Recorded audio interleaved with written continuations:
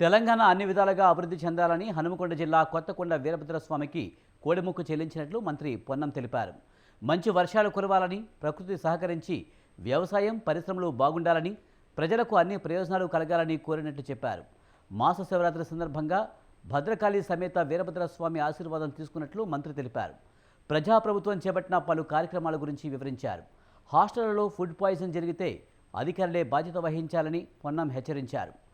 కొండపైన వీరభద్రస్వామి గుడికి 10 లక్షల ఖర్చుతో మెట్ల మార్గానికి శంకుస్థాపన చేశారు. నూతన పల్లె దవాఖానాను ప్రారంభించారు.